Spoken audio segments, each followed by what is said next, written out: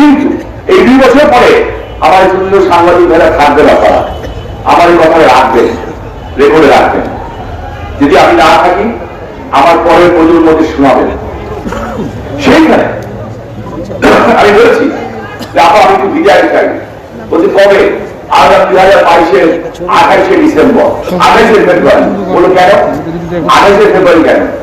নেতৃত্ব অভাবে হাসছেন। আমি বললাম আমার বয়স সেদিন 60 বছর পার হয়ে যাবে। আমাকে বললেন 60 বছর একটা বয়স হলো, 60 বছর একটু সবাই রাজনীতি করতে আসে। আমি চুপ হয়ে গেলাম, আমার চোখ দিয়ে পানি পড়ছিল। আমি তখন বললাম I am not thinking about my age, I am thinking about you age আপা। কারণ আপনি ছাড়া আমরা কার সাথে অ্যাডজাস্ট করব। তার বিনিময়ে আমি বললাম যে আমার নারায়ণগঞ্জে কিছু কাজ দরকার আপা। আমি বিশ্ববিদ্যালয়ে ছিলাম।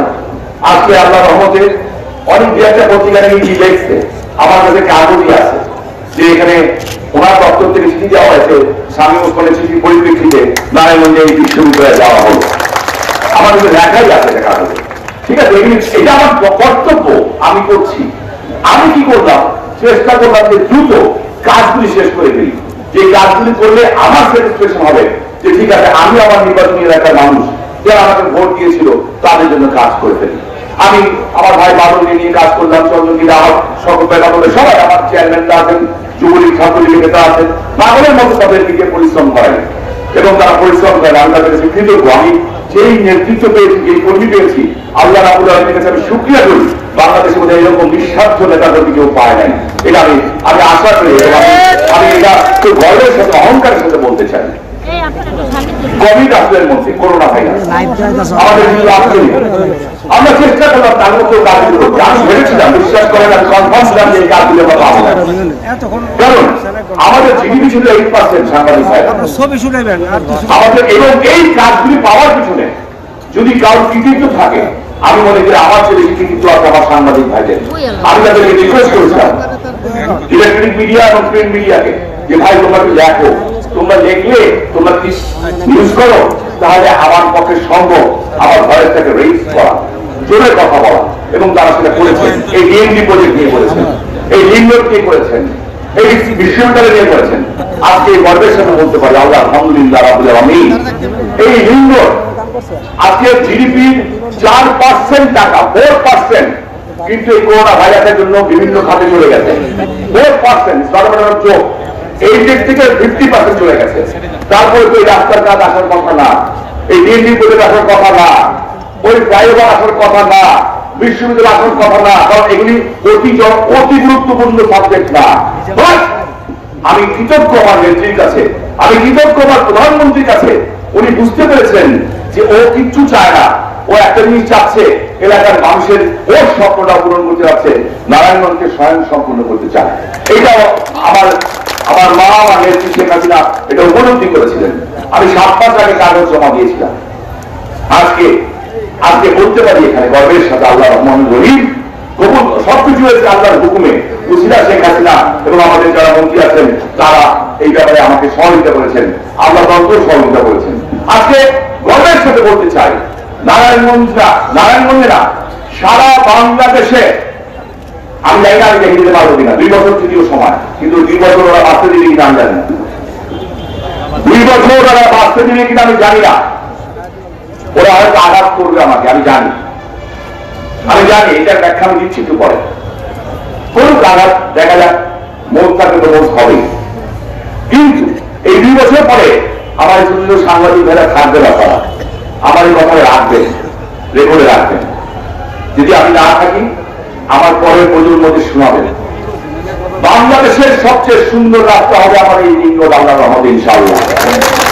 বাংলাদেশের সবচেয়ে সুন্দর রাস্তা, যে রাস্তা আছে ময়লার রাস্তা, এই যে আমি কারোর নাম বলবো না, কে করতেছে কেউ বলবো না, জঘন্য লাগে, লজ্জা লাগে। ঢাকা থেকে লোক আসতে বলে আপনার কি, আপনাদের কোনো রুচি নাই? কসম আল্লাহ, প্রধানমন্ত্রী শিলায় সেদিন গেছি, সর্বোচ্চ কর্মকর্তা আমাকে বললো আপনাদের খারাপ লাগে না? নারায়ণগঞ্জবাসী আপনাদের লজ্জা লাগে না? এটা কি করে রাখেন আপনার নারায়ণগঞ্জটাকে? আমি এইদিকে আমি কি বলবো এখন, কাছে তো আমিও তো লজ্জা পেয়ে গেলাম, কিছু বলার নাই। যাই হোক, সেইখানে এই রাস্তাটা আজকে 6 লেন হবে, শুধু 6 লেন না, পুরো রাস্তার মধ্যে আল্লাহ রহমতে 4টা ওভারপাস বা আন্ডারপাস হবে, অর্থাৎ সস্তাপুর, জালকুড়ি, ভুইগড় এবং মোড়, একদম চিটাগড়ের মোড়, ওইখানে হবে লুপস হবে একটা, অর্থাৎ বিদেশের মতো গাড়ি এখান থেকে ঘুরে ঘুরে দাঁড়িয়ে আসবে। এবং এই রাস্তা 160 ফিট চওড়া হবে, তারপরে ফুটপাথ হবে, তারপরে বাগান হবে ইনশাল্লাহ। আমাদের ডিএমডি প্রজেক্ট আপনারা দেখছেন কিভাবে কাজ হচ্ছে ইনশাল্লাহ। সিদ্ধিগঞ্জ ব্যাপক আকার অলরেডি মোটামুটি একটা জায়গায় চলে এসেছে, এরপরে ফতুল্লা জায়গা চলবে। এই ডিএমডি প্রজেক্ট যদি হয়ে যায়, নারায়ণগঞ্জের জমির দাম, নারায়ণগঞ্জের অবস্থান ঢাকার চেয়েও সুন্দর একটা শহরে নারায়ণগঞ্জ পরিণত হবে ইনশাল্লাহ। এবং আমার ফতুল্লা সিদ্ধিগঞ্জই হবে ইনশাল্লাহ। আমরা জায়গা পাই না, জায়গা পাই না, আমরা তো জায়গা খুঁজে বাড়ি করে দেয় না, খাস তুমি খুঁজে পাই না। একবার এদিকে যাই, একবার বক্তব্য যাই, একবার কাশীপুর যাই, কত জায়গায় দিয়ে গেলাম, শঙ্কর ভাই গেল, বাবুর ভাই গেল, জামান ভাই গেল, দৌড়াইলো, ফতুল্লাহ আমাদের চেয়ারম্যান দৌড়াইলো, সবাই দৌড়াদৌড়ি করলো, জায়গা খুঁজে পাই না। কেন? আমাদের আইটি ইনস্টিটিউট হওয়া দরকার। কি এই আইটি ইনস্টিটিউট হলে কিনা আমাদের যে তরুণ সমাজ, তাদের সুযোগ সৃষ্টি হবে। এই আইটি ইনস্টিটিউট হলে তাদের এই আইটি হবে আগামী দিনে বাংলাদেশের ভবিষ্যৎ, যেটা সংস্থা হচ্ছেন, যেটা স্বপ্ন দেখাচ্ছেন এখন সলিগড়ের জয়, জাতির পিতার সুপুত্র, যাকে আমি বলবো রক্ত ধরার ঘরের রত্ন, আমাদের সলিগড়ের জয়। এই আইটি সেক্টর একটা সময় আগামী 2-3 বছরের মধ্যে যদি দেশ ঠিক থাকে ইনশাল্লাহ, গার্মেন্টস শিল্পের চেয়েও এই আইটি শিল্প আমাদেরকে বেশি অর্থ সারা পৃথিবী থেকে এনে দিবে। আমি বললাম যে আমার এই শেখ কামাল আইটি ইনস্টিটিউট দরকার। আমার ছোট ভাই আমার অত্যন্ত আদরের মন্ত্রী, আমি যাকে অত্যন্ত ভালোবাসি, সব ছেড়ে আমি পার্লামেন্টে 2-3বার প্রশ্ন করলাম, যেকে ধরে রাখলাম, শেষ পর্যন্ত আল্লাহর রহমতে বাংলাদেশের সবচেয়ে কস্টলিয়েস্ট প্রজেক্ট, মানে কস্টলিয়েস্ট বলছে এই জায়গায়, অন্যান্য জায়গায় তো জমির দাম কম, খাস জমি দিয়ে দেওয়া হয়েছে, খাস জমি খুঁজে পাওয়া গেছে দিয়ে দিচ্ছে, আমাদের এখানে খাস পাই না। পরে এই লিঙ্গনের পরেই শেখ কামাল আইটি ইনস্টিটিউট হতে যাচ্ছে ইনশাল্লাহ, এবং খুব শীঘ্রই এই বছরই কাজ শুরু হবে আশা করি ইনশাল্লাহ। এই বছর 2021 আসেন চাষার থেকে আদমজি রাস্তা, এই রাস্তা রেল লাইন আমি দখল করি নাই, অনেকে দখলবাজি করে নারায়ণগঞ্জে, সবার জায়গায় দখল করে ফেলায়, দখল করে বাঘের মুখে করে বেঁচে কারা যায়, বাদলের আত্মীয় শ্বশুর যারা আছে আমি জানি না। হ্যাঁ, তো যাই হোক, চন্দনের বরিশাল পাঠায়, আমার দারুস্তান্তি পাঠায়, আচ্ছা যা পাওয়া পাঠায় অসুবিধা নেই, এই জিনিসটা আমার কোনো রাগ দোষা নাই। এখন যে যেটা ভালো মনে করে বলুন, অসুবিধা নেই, মুখ আছে বলতে থাকলে বলবি। হ্যাঁ, মহল্লার তো অনেকে দৌড়াদৌড়ি করে, হ্যাঁ রাস্তায় ঘোরাঘুরি ঝলঝল করে, কারণ ওদের যা বলা যায় এই ঝলঝল করিস না, এটা বলি না। যাই হোক, সেইখানে আজকে চাষার থেকে একদম আদমজীব ইপিজেড পার হবে এই রাস্তা। এই রাস্তা 120 মিটার মতো গিয়ে শহরের পুরা জ্যামটা এখান দিয়ে বেরিয়ে চলে আসবে, এই রাস্তা দিয়ে হতে যাচ্ছে। ঢাকা একদম পুরান রাস্তা যেটা ফতুল্লার সামনে দিয়ে রাস্তা, এই রাস্তাটার ব্যাপারে ডিপিপি হচ্ছে এবং 1000 মিটারের উপরে প্রজেক্ট, আমি ঠিক একবারে চাই না, বা অবশ্যই এটা 1-2,000 মিটারের প্রজেক্ট হচ্ছে। এবং এই আগামী বছরে ইনশাল্লাহ আল্লাহর হুকুম যদি হয়, আল্লাহ যদি সেখান থেকে হায়াতে দান করেন, এই রাস্তাটা হবে এবং বেশ চওড়া রাস্তা হবে, এবং পুরো রাস্তাটা আরসিসি হবে, যাতে আগামী 50 বছরের রাস্তায় হাত দিতে না হয় ইনশাল্লাহ এই প্রজেক্ট করা হচ্ছে। এইবার আছেন পঞ্চমী থেকে ফ্লাইওভার আপ টু মুন্সিগঞ্জ পর্যন্ত। এই যে ফ্লাইওভারটা মানে ব্রিজ হবে, এই ব্রিজ প্রায় 2400 কোটি টাকার ব্রিজ। আমি ভাবছি তো হবে না, এই মুহূর্তে দিলেন না।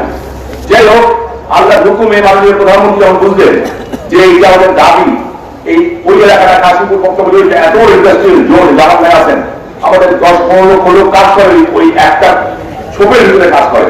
সাংবাদিক মেয়েরা লেখালেখি করলেন, বিভিন্ন পত্রিকায় ছবি আসলো, এই ছবি সব নিয়ে নিউজ টিউজ সব নিয়ে আমার যার ইচ্ছাকে আমি যেভাবে চাই সেইভাবে যারা যেই ভাষায় বুঝাইতে হয় তারা সেই ভাষায় বোঝানোর চেষ্টা করলাম। যারা জলে বলতে হয় তারা জলে বললাম, যারা হাতে করতে হয় তারা হাতে বললাম, যারা পায়ে করতে হয় তারা পায়ে বললাম। বড় করে আল্লাহ আলহামদুলিল্লাহ আমি এই প্রজেক্টটাও একদিকে পাস হয়ে গেছে, প্রায় 2400 কোটি টাকার প্রজেক্ট, এটা পাস হয়ে গেছে ইনশাআল্লাহ। আমরা টেকনিক্যাল স্কুল এন্ড কলেজ, এই যে এখন যে শিক্ষা ব্যবস্থা, সেই শিক্ষা ব্যবস্থায় আমাদের ছেলেরা কাজ শেষ হওয়ার পরে চাকরি পায় না। কিন্তু টেকনিক্যাল ইনস্টিটিউট যদি হয়, বিদেশে গেলেও তারা যে পরিমাণ বেতন পাবে, বাংলাদেশ সচিবরাও এই পরিমাণ বেতন পায় না যদি তার টেকনিক্যাল জ্ঞান থাকে। আমাদের এখন টেকনিক্যাল সাইডে এগোতে হবে, এছাড়া আমাদের পথ নেই। কারণ আমাদের সবচেয়ে বড় শক্তি হচ্ছে মানব সম্পদ। ছোট্ট একটা দেশ, 17 কোটি মানুষ, এটাকে যদি আমরা সম্পদে পরিণত করতে চাই তাহলে আমাদের টেকনিক্যাল হ্যান্ড দরকার। এই কারণে মাননীয় প্রধানমন্ত্রী সব জায়গায় টেকনিক্যাল কলেজ এবং স্কুল করতে দিয়েছেন। আমরা নারায়ণগঞ্জে টেকনিক্যাল কলেজ এবং স্কুল নিয়ে এসেছি ইনশাল্লাহ। এটাও এইখানে রাস্তার এই লিমিটের পারে এটা হবে। বাংলাদেশের 7টা স্কুল দেওয়া হয়েছে, হাই স্কুল, 10তলা বিল্ডিং, এবং আলটিমেটলি কলেজে পরিণত হবে। 7টা মধ্যে যদি আমরা নিয়ে আসছি ইনশাল্লাহ। এইটাও এখানে একটা আছে, ওখানে একটা, এটা হবে ইনশাল্লাহ। ঢাকা নারায়ণগঞ্জ রেল লাইন, এই রেল লাইন ফার্স্ট ট্রেন হবে, কিন্তু একটা প্রবলেম হচ্ছে এই রেল লাইন নারায়ণগঞ্জ শহরের ভিতরে যদি ঢুকে তাহলে হচ্ছে নারায়ণগঞ্জ শহর, এমনিতেই তো শহরের অবস্থা কি আপনারা আমাকে ভালো জানেন। সেইখানে একটা প্রবলেম হচ্ছে, আমি রেলমন্ত্রীকে বলেছি যে আপনি দয়া করে এইটা শহরের ট্রেন না চাকা পর্যন্ত রাখা যায় কিনা, বলে এটা কি ফাইনাল সিদ্ধান্ত? আমি না, ফাইনাল না। ফাইনাল না কেন? আগাম যে এই ব্যাপারে আমার সিটি কর্পোরেশনের মতামত দরকার, কারণ আমি যেটা করতে চাই তারপর ইন্ডিয়া বন্দরের মানুষের বলবো যে বন্দরের মানুষ আপনারা ট্রেনে উঠবেন চাকরায় দেয়া, উনি এই পথে ওই করে আটকাই গেছে, এরপর পরে খেলা শুরু হয়ে যাবে। আমি বলছি ওনারা প্রস্তাব দেয়, কারণ ওনাদের ব্যাপার আছে। হ্যাঁ, সাহায্য যারা গান করবো, সেখানে আমার প্রস্তাব ছিল যে রেল লাইনটা কাঁচাবুল থাকুক, এই রেল লাইনটা রাস্তা হবে, সিটি কর্পোরেশন যদি সাহায্য লাগে কিচ্ছু জবাবি করতে হবে না, আমি এনে দেবো টাকা, আমি টাকা এনে দেবো ইনশাল্লাহ। আপনার ট্যাক্সের টাকা খরচা করতে হবে না। কি করতে হবে? 2 নম্বর বেড থেকে একটা ওভারপাস করতে হবে, আর ইন্ডিয়া বাইপাস করতে হবে। আর এই চাকরার মোড়ে এসে একটা রাস্তাকে উপর দিকে উঠিয়ে ঢাকা নারায়ণগঞ্জ পুরো রোড চাষ করবে, আর একটা রাস্তা উঁচু দিয়ে এসে লিং রোড চাষ করবে। নারায়ণগঞ্জ শহর আধুনিক শহরে পরিণত হয়ে যাবে। ওই রেলওয়ে ডিপার্টমেন্টকে বলেছি আপনাদের যে জায়গাটা আছে কোথায়, ওই যে 2 নম্বর গেটের দিকে, এই যে 5 নম্বর ঘাট, ওই 5 নম্বর ঘাটের বিশাল জায়গা আছে রেলওয়ে জায়গা, এবং আমাদের আওয়ামী অফিসের পিছনে রেলওয়ে জায়গা আছে। আমি বলেছি যদি সম্ভব হয় এইখানে রেলওয়ে জায়গাটা ইউনিভার্সিটি এবং একটা হাসপাতাল করেন, যদি তাও না পারেন তাহলে অন্তপক্ষে আধুনিক শপিং মল করেন, যাতে নারায়ণগঞ্জের লোকেরা সেখানে ব্যবসা বাণিজ্য করতে পারে। এটা ব্যবসা নগরী। উনি আমার কথা ফেলে দেন নাই, উনি বলছেন যে তাহলে কি করবো, আমি চেষ্টা করে দেখি সর্বসম্মতি করা যদি আপনার কাছে আসা যায় আপনি তখনই করেন। কারণ বন্দরের মানুষের সাথে আলোচনা করা এখানে একটা বিষয় থেকেই যায়, কারণ ওনারা ভাবতে পারেন যে আমরা বঞ্চিত হবো কেন।